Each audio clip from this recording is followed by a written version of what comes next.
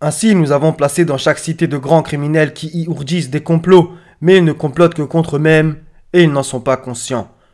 Quoi? Est-ce notre châtiment qu'ils cherchent à hâter? Quand il tombera dans leur place, ce sera alors un mauvais matin pour ceux qu'on a avertis.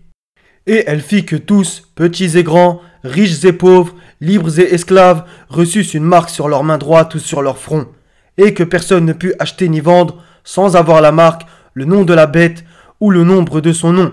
C'est ici la sagesse, que celui qui a de l'intelligence calcule le nombre de la bête, car c'est un nombre d'hommes, et son nombre est 666.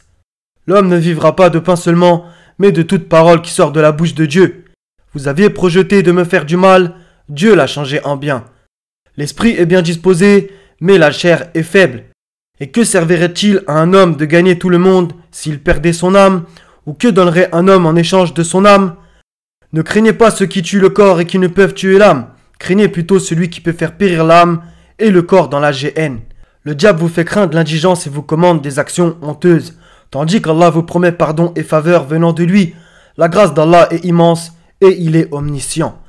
Ne faiblissez pas dans la poursuite du peuple. Si vous souffrez, lui aussi souffre comme vous souffrez, tandis que vous espérez d'Allah ce qu'il n'espère pas. Allah est omniscient et sage.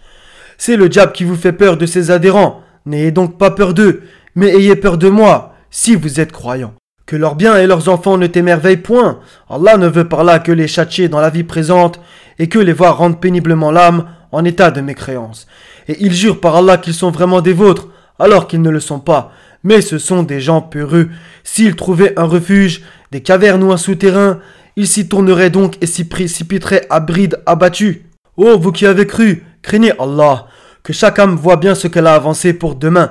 Et craignez Allah, car Allah est parfaitement connaisseur de ce que vous faites.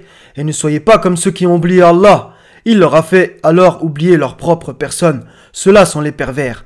Ô mon peuple, que votre répugnance et votre hostilité à mon égard ne vous entraînent pas à encourir les mêmes châtiments qui atteignirent le peuple de Noé, le peuple de Houd ou le peuple de Salih.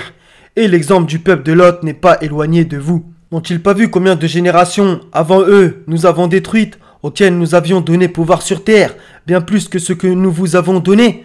Nous avions envoyé sur eux du ciel la pluie en abondance, et nous avions fait couler des rivières à leurs pieds. Puis nous les avons détruites pour leurs péchés, et nous avons créé après eux une nouvelle génération. Que vous ensemble, si le châtiment d'Allah vous venait à l'improviste ou au grand jour, qui seront détruits sinon les gens injustes? Et les gens qui étaient opprimés, nous les avons fait hériter les contrées orientales et occidentales de la terre que nous avons bénies. Et la très belle promesse de ton Seigneur sur les enfants d'Israël s'accomplit pour prix de leur endurance. Et nous avons détruit ce que faisait Pharaon et son peuple, ainsi que ce qu'ils construisaient.